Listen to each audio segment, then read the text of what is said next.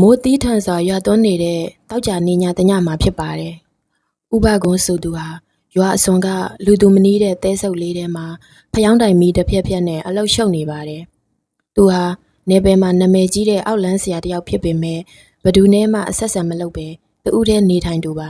။ညတကောင်ကျော်အချိန်မှာတကားကိုပြင်းထန်စွာခောက်တန်ကြားလိုက်ပါတယ်။ဆရာကြီးကဲပါအောင်ဗျာ။ဥပကုန်းတကားဖွင့်လိုက်တော့ရေဆိုရွှဲနေပြီးမျက်နှာတစ်ခုလုံးဖြူဖြော့နေတဲ့လူငယ်လေးမောင်ထွန်းကိုတွေးလိုက်ပါတယ်။မောင်ထွန်းဟာသူ့ရဲ့ချစ်သူမိန်းကလေးကိုအတင်းအဓမ္မလက်ထပ်ယူချင်နေတဲ့တထေးသားတစ်ယောက်ကိုမကျေနပ်လို့အောက်လန်းနီးနဲ့စီရင်ပေးဖို့ရောက်လာတာပါ။ဥပကွန်းကမိခိုးရောင်မျက်လုံးတွေနဲ့စိုက်ကြည့်ရင်အရှက်ရှအတန်နဲ့ပြောလိုက်ပါတယ်။အောက်လန်းပညာဆိုတာအလကားမရဘူးမောင်ထွန်း။မင်းပေးရမယ့်တန်ဖိုးကမင်းရဲ့တွေးနဲ့အသက်ထက်တောင်အဖိုးတန်နိုင်တယ်။မင်းတကယ်ပဲလောက်မှာလား။မောင်ထွန်းဟာကလေးစားချီလိုစိတ်ပြင်းပြနေတာကြောင့်ခေါင်းညှိလိုက်ပါတယ်။ဥပကွန်းကတုတ်တံမြေအယိုးပြာနဲ့အမီမသိအရေးအချို့ကိုရောဆက်ပြီးရုပ်တုတစ်ခုလှုပ်လိုက်ပါတယ်။ထို့နောက်ဂါထာတွေကိုတိုးတိုးနဲ့ရွတ်ဆိုရင်ရုပ်တုရဲ့ရင်ဘတ်ထဲကိုအတချောင်းစိုက်တွင်းလိုက်ပါတယ်။နောက်တစ်နေ့မှာမောင်ထွန်းမကျေနပ်တဲ့တထေးသားဟာအကြောင်းရင်းမရှိပဲရုတ်တရက်တွေးအံပြီးတေဆုံးသွားပါတယ်။မောင်ထွန်းဝမ်းသာသွားပေမဲ့အဲ့ဒီညအစပြီးသူ့ဘဝဟာပြောင်းလဲသွားပါတယ်။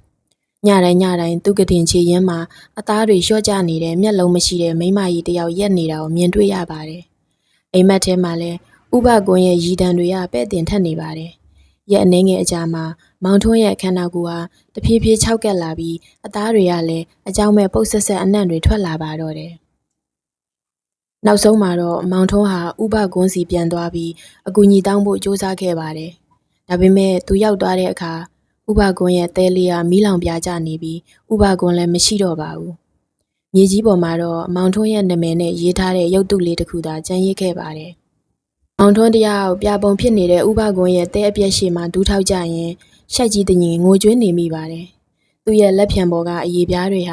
ာတိခောက်တွေလိုခြောက်ကပ်ပြီးအမဲခွက်တွေပေါ်လာပါပြီ။ညကောင်းကင်မှာလှပြီးညဖြစ်ပေမဲ့လှရောင်ဟာတွေးရောင်လွှမ်းနေတယ်လို့သူခံစားနေရပါတယ်။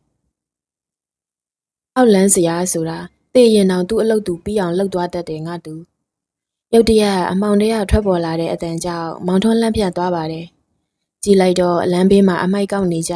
ဥဒါဘောဆိုတဲ့အဖိုးအိုဖြစ်နေပါတယ်ရွာထဲမှာတော့သူ့ကိုစိတ်မနှံ့သူလို့ထင်ကြပေမဲ့သူ့မျက်လုံးတွေကတော့ထူးထူးခြားခြားတောက်ပနေပါတယ်ဥပကွန်းကမင်းကိုစားစာလောက်သွားပြီသူကမင်းရဲ့အသက်ဓာတ်ကိုယူပြီးသူ့ရဲ့တက်တန်းကိုဆွဲဆန့်လိုက်တာပဲအခုအဲ့ဒီပုံစံပြတ်နေတဲ့ရုပ်တုကမင်းရဲ့လက်ပြကိုခြောက်ထားတာလို့ဥတာဘောကမြေကြီးပေါ်ကရုပ်တုကိုလက်ညှိုးထိုးရင်ပြောလိုက်ပါတယ်။မောင်ထွန်းကအသက်ရှင်ချင်းစောနဲ့ဥတာဘောရဲ့ခြေထောက်ကိုဖက်ပြီးတောင်းပန်ပါတော့တယ်။အောင်းအဘရဲ့ကျွန်တော်မှားခဲ့ပါတယ်။အညိုအသေးနောက်ကိုလိုက်မိလို့အခုလိုဖြစ်ရတာပါ။ကျွန်တော်ကိုကယ်ပေးပါ။ဥတာဘောကတက်ပြင်းချရင်ကောင်းပြီ။ဒါပေမဲ့တခုတော့ရှိတယ်။အောက်လန်းနီးနဲ့စီရင်ထားတဲ့ကျိန်စာကိုဖျက်ဖို့ဆိုတာအသက်နဲ့အသက်လဲရမယ်။မင်းကိုတိုက်ခိုက်နေတဲ့အဲ့ဒီမိန်းမကြီးကဥပကိုမွေးထားတဲ့အစိမ့်ဝိညာဉ်ပဲ။အဲ့ဒီဝိညာဉ်ကိုမင်းကိုယ်တိုင်တုတ်တန်နဲ့ပြန်ပို့နိုင်မှမင်းအသက်ရှင်မယ်။ဥဒါဘောပေးလိုက်တဲ့အင်းချက်တစ်ခုနဲ့အနက်ရောင်တဲတပုတ်ကိုကန်ပြီးမောင်ထွန်းတယောက်တည်းရွာတုတ်တန်စီကိုဥတီခဲ့ပါတယ်။လမ်းတစ်လျှောက်မှာလေပြင်းတွေတိုက်ခတ်နေပြီးတစ်ပင်တွေကလက်မောင်းတန်းပြီးသူ့ကိုဖမ်းဆွဲဖို့ကြိုးစားနေတယ်လို့ပါပဲ။တုတ်တန်အလေရောက်တဲ့အခါမျက်နှာမရှိတဲ့မိန်းမကြီးဟာလေထဲမှာဝဲပြန်ရင်သူ့ရှေ့မှာပေါ်လာပါတယ်။သူမရဲ့လက်သေးရှည်ကြီးတွေကမောင်ထွန်းရဲ့လက်ဘင်းစီကိုဥတီလာပါတယ်။မောင်ထွန်းဟာကြောက်စိတ်ကိုအန်တုပြီးဥတာပေါ်မှာလိုက်တဲ့အတိုင်းအနက်ရောင်သဲတွေကိုကျဲဘက်ကဂါထာကိုအော်ရွတ်လိုက်ပါတယ်။ရုတ်တရက်မိန်းမကြီးကရီမောလိုက်ပါတယ်။ထိုရီတန်းဟာဥပကွန်းရဲ့အတန်ဖြစ်နေပါတယ်။ဟာမိုက်မဲလိုက်တာမောင်ထွန်းမင်းကိုဥတာပေါ်ပေးလိုက်တဲ့သဲတွေကငါ့ကိုနှင်ထုတ်ဖို့မဟုတ်ဘူး။ငါ့ကိုမင်းရဲ့ခန္ဓာကိုယ်ထဲအပိအပိုင်ဝင်ပူးဖို့လမ်းဖွင့်ပေးလိုက်တာပဲ။မောင်ထွန်းအလန့်တကြားနောက်လှည့်ကြည့်လိုက်တဲ့အခါအမောင်တဲကနေဥတာဘောဟာမဲ့ပြုံးကြီးနဲ့ရောက်လာပါတယ်။ဥတာဘောဟာတကယ်တော့ဥပကွန်းရဲ့တပည့်ရင်ဖြစ်နေပြီးသူတို့နှစ်ယောက်ဟာမောင်ထွန်းရဲ့ငယ်ရွယ်တဲ့ခန္ဓာကိုယ်ကိုအလဲထပ်လုပ်ဖို့ဇက်တိုက်ထားတာဖြစ်နေပါတော့တယ်။မောင်ထွန်းရဲ့ခန္ဓာကိုယ်ဟာလေထဲမှာတောက်တင်းသွားပြီးခြေပြားတွေမြေကြီးကနေကြွတက်လာပါတယ်။ဥတာဘောရဲ့မျက်နှာကအရေခွန်တွေဟာတစ်ချက်တွန်းလိမ့်နေပြီးဥပကွန်းရဲ့ပုံရိပ်ကထက်တူကျနေတယ်လို့ပါပဲ မင်းရဲ့လူပြိုတွင်းတဲ့ခန္ဓာကိုယ်ကငါ့အတွက်တော့ရာစုနှစ်ဝက်လောက်ထပ်နေဖို့စေးတစ်ခွက်ပဲမောင်ထွန်းအညိုအသေးနောက်ကိုလိုက်တဲ့သူတိုင်းဟာငါ့အတွက်သားကောင်တွေကြီးပဲလို့ဥဒါဘော်ကဟာတိုက်ရီရင်ပြောလိုက်ပါတယ်မောင်ထွန်းတတိလစ်နီးပါးပြစ်နေချိန်မှာပဲတုတ်တန်အဝင်ဝကနေမီးလင်းရောင်တစ်ခုဝင်းကနေပေါ်လာပါတယ်ရက်လိုက်စမ်းအကုတို့အမောင်လန်းသမားတွေရောက်လာသူကတော့ရွာဦးကျောင်းကဦးစင်ကိုဝီတာဖြစ်ပါတယ်ဦးစင်ဟာမောင်ထွန်းပျောက်ဆုံးနေတာကိုတီလိုလိုက်လာတာဖြစ်ပြီးလက်ထဲမှာပရိတ်ရည်အိုးနဲ့အကျိန်လုံးတစ်ချောင်းကိုကင်ထားပါတယ်ဦးစင်ကပရိတ်ရည်တွေကိုခတ်ထုတ်လိုက်တဲ့အခါဥဒါဘော်ရဲ့ခန္ဓာကိုယ်ကမီးလောင်တယ်လို့အငွေ့တွေထွက်လာပါတယ်ဥပကွန်ကဒေါသတကြီးအော်ဟစ်ပြီးလက်ထဲကအနက်ရောင်အင်းပြားကိုမြေကြီးပေါ်ရိုက်ချလိုက်ပါတယ်တုတ်တန်ထဲကမြေချင်းအချိုးပွင့်ထွက်သွားပြီးအယိုးစုတွေနဲ့နာနာဘဝတွေကဦးစင်းကိုဝိုင်းအောင်ဖို့ကြိုးစားကြပါတယ်မောင်ထွန်းတတိထားမင်းရဲ့ရင်ဘတ်ထဲကအင်းကွက်ကိုမင်းကိုယ်တိုင်ဆွဲဖြုတ်ရမယ်ဒါမှမင်းရဲ့လက်ပြာကသူတို့လက်ထဲကလွတ်မှာလို့ဦးစင်းကအားပေးလိုက်ပါတယ်မောင်ထွန်းဟာအာကုံတုံးပြီးသူ့ရင်ဘတ်မှာကပ်နေတဲ့အနက်ရောင်အင်းချက်ကိုတွေးထက်တန်ယူဖြစ်အောင်ဆွဲခွာလိုက်ပါတယ်အင်းချက်ကွာကျသွားတာနဲ့တပြိုင်နက်လေထဲမှာဝဲနေတဲ့မျက်နှာမရှိတဲ့မိန်းမကြီးဟာစူးရှာတဲ့အတန်နဲ့အော်ဟစ်ပြီးကွဲကြေသွားပါတယ်မိန်းမကြီးပြက်စီးသွားတာနဲ့ဥဒါဘော်ရဲ့ခန္ဓာကိုယ်ဟာလည်းမြေကြီးပေါ်ကိုခွေချသွားပါတယ်သူ့ရဲ့ရုပ်တွင်ဟာလည်းတခဏအတွင်းမှာပဲနှစ်ပေါင်းများစွာကြာနေပြီဖြစ်တဲ့အလောင်းတကောင်လိုခြောက်ကပ်သွားပါတယ်ဦးစင်းကမောင်ထွန်းကိုထူမလိုက်ရင်မောင်ထွန်းအညိုအသေးဆိုတာမီးနဲ့တူတယ်သူတပားကိုမလောင်ခင်ကိုယ့်ကိုအရင်လောင်တာပဲအောက်လန်းနီးနဲ့ဖြည့်ရှင်းတာဟာပြဿနာကိုပြီးစေတာမဟုတ်ပဲငရဲတကားကိုကိုယ်တိုင်ဖွင့်လိုက်တာနဲ့တူတယ်မောင်ထွန်းဟာအသက်ဘေးကလွတ်မြောက်ခဲ့ပေမဲ့သူ့ရဲ့လက်မောင်းပေါ်ကအမဲကွက်တွေကတော့လုံးဝပြတ်ကွယ်မသွားခဲ့ပါဘူးဒါဟာသူကျူးလွန်ခဲ့တဲ့အမှားအတွက်အမြဲတမ်းသတိပေးနေတဲ့အမှတ်သားတစ်ခုဖြစ်လာပါတယ်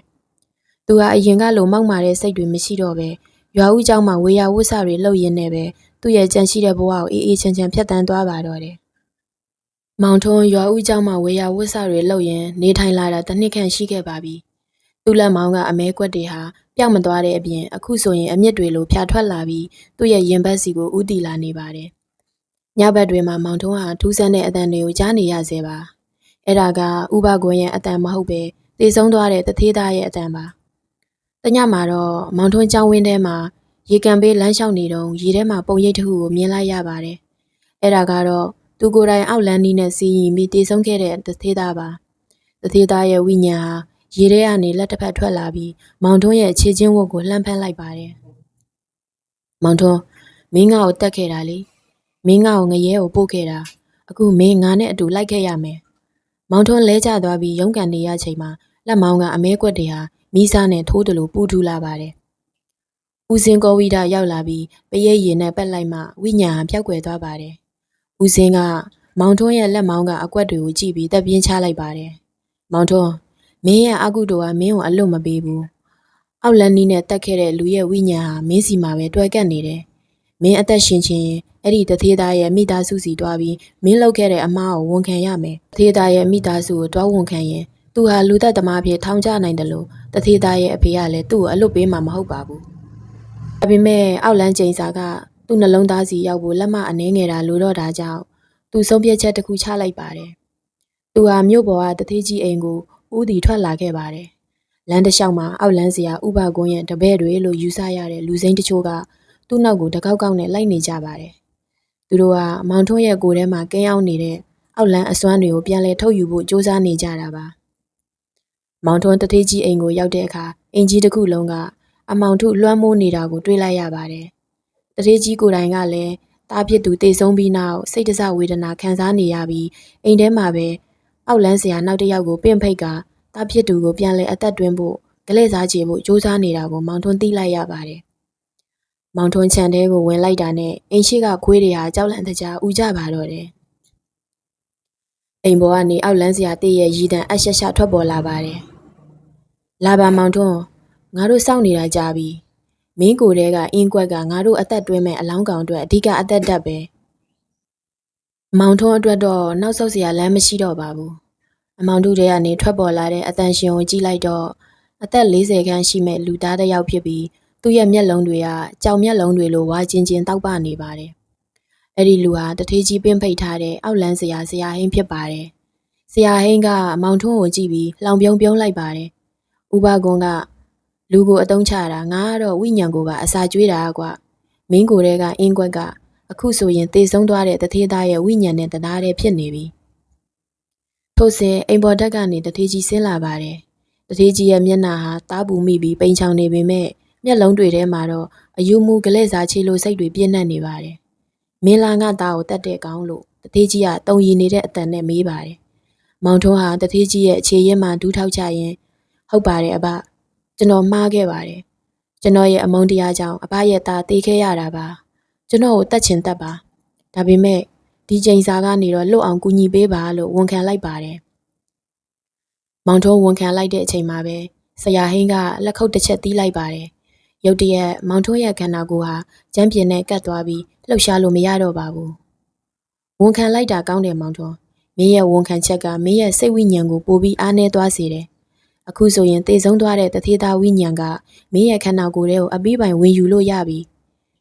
တကယ်တော့ဆရာဟင်းဟာတထေးကြီးကိုကူညီနေတာမဟုတ်ပါဘူး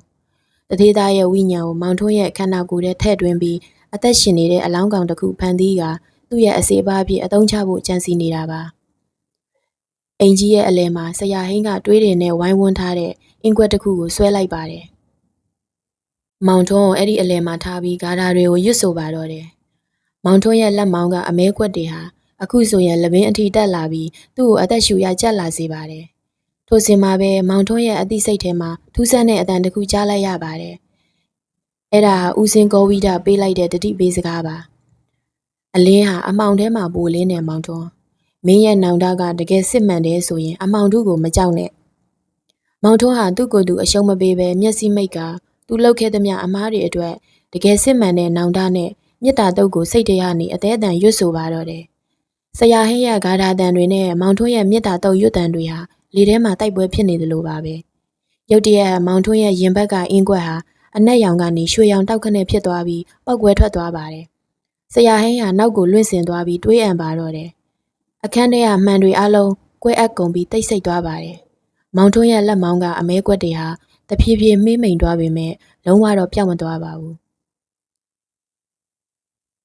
ဆရာဟင်းတွေးအံပြီးလဲကျသွားချိန်မှာအခန်းတစ်ခုလုံးအေးဆက်တိတ်ဆိတ်သွားပါတယ်ဒါပေမဲ့အဲ့ဒီတိတ်ဆိတ်မှုကကြောက်စရာကောင်းလာပါတယ်မောင်ထွန်းဟာသူ့ရဲ့ရင်ဘတ်ကိုဖိထားရင်းအသက်ကိုလူယူနေရတယ်ရွှေရောင်အလင်းတန်းကြောင့်ကျိန်စာအင်းကွက်ပြက်စီးသွားပေမဲ့ထူးဆန်းတဲ့ခန်းစားချက်တစ်ခုကသူ့စီမှာကြံနေခဲ့ပါတယ်အဲ့ဒါကတော့သူ့နှလုံးသားထဲမှာနောက်ထပ်လူတစ်ယောက်ရှိနေတယ်လို့မျိုးခံစားနေရတာပါတထေးကြီးဟာကျမ်းပြင်ပေါ်မှာလဲနေတဲ့ဆရာဟိန်းနဲ့ဒူးထောက်နေတဲ့မောင်ထွန်းကိုကြည့်ပြီးမျက်ရည်တွေဝဲနေပါတယ်သူဟာသားဖြစ်သူကိုပြန်ရဖို့အောက်လန်းနီးကိုတုံးခဲ့ပေမဲ့အခုတော့အရာအလုံးဟာပျက်စီးသွားပါပြီမင်းကငါရဲလက်မအပ်ချင်ဘူးမောင်ထွန်းတထေးကြီးကတုံရီနေတဲ့အတန်နဲ့ပြောလိုက်ပါတယ်မင်းကိုထောင်ထဲပို့လိုက်ရုံနဲ့ငါသားပြန်မရှင်လာဘူးဒါပေမဲ့မင်းရဲ့ဘဝကိုငါသားအတွက်အသုံးချရမယ်မင်းကိုယ်ထဲမှာငါသားရဲ့ဝိညာဉ်တဝက်ပါသွားပြီငါသားမပြီးပြတ်ခဲ့တဲ့အလုပ်တွေကိုမင်းလုပ်ပေးရမယ်မောင်ထွန်းဟာအင်ကြီးရဲရနေထွက်လာခဲ့ပေမဲ့သူဟာအရင်ကမောင်ထွန်းမဟုတ်တော့ပါဘူးတခါတလေသူလမ်းလျှောက်နေရင်ရုတ်တရက်ရက်သွားတတ်ပြီးသူ့ရဲ့လက်တွေကတထေးသားသုံးနေကြဟန်ပန်အတိုင်းပြောင်းလဲသွားတတ်ပါတယ်ပိုပြီးထူးဆန်းတာကတထေးသားဟာအသက်ရှင်စဉ်မှာလှုပ်ဝက်ယတနာတစ်ခုကိုရှာဖွေနေခဲ့တာပါအဲ့ဒီယတနာက